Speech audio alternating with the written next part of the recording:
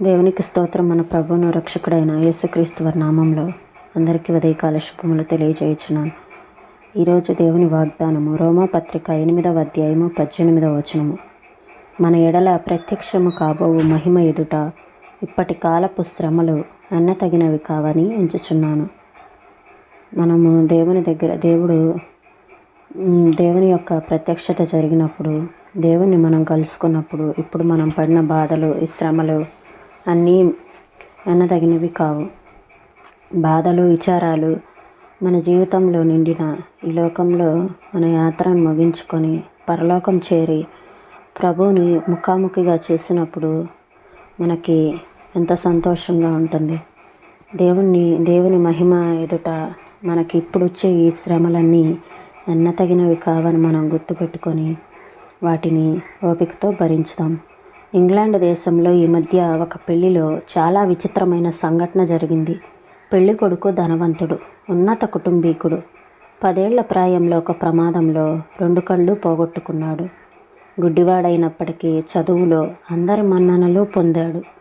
పెళ్లి కూతురిది వర్ణించలేనంత అందం. కానీ ఏం లాభం? ఆమె ముఖారవిందాన్ని చూడటానికి నోచుకోలేదు.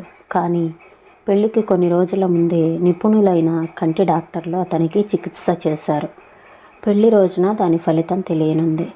ఆ రోజు రానే వచ్చింది. అతిథులు, బహుమతులతో చర్చి నిండింది. మంత్రులు, ఉన్నత సైన్యాధికారులు, బిషప్పులు, ఎందరో కీర్తి ప్రతిష్టలున్న వాళ్ళు వచ్చారు.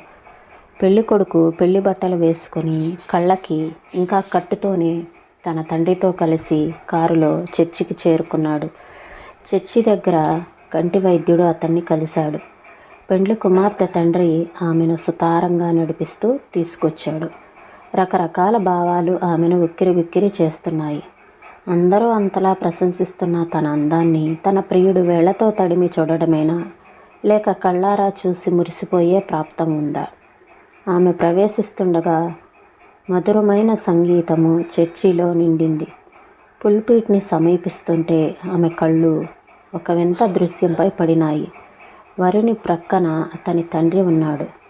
వరుని ఎదుట ఆ కంటి వైద్యుడు కంటికి ఉన్న కట్లు విప్పుతూ ఉన్నాడు. చివరి కట్టు కూడా తొలగించబడింది. రెప్పలు రెపరెపలాడించి తడబడుతూ ఒక అడుగు ముందుకు వేశాడు.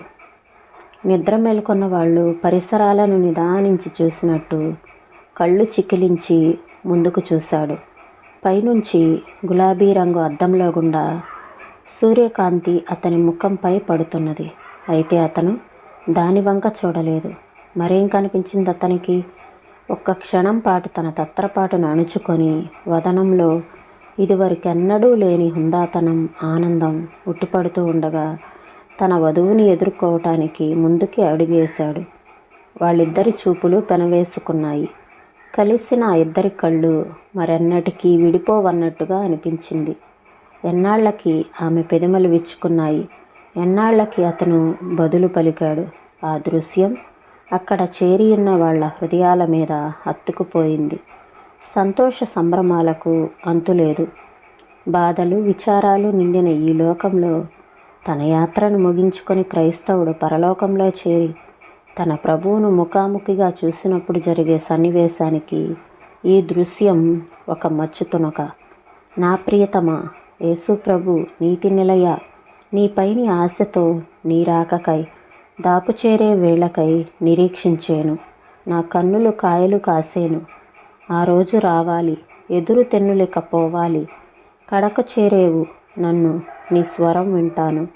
కన్నులారా కనుగొంటాను, నీతో ఉంటాను. ఎంత రమ్యం ఈ ఊహల మేడలు. ఈ మాటలను ప్రభువు మన వినికిల్లో దీవించునుగాక. ప్రార్థన చేసుకుందామండి.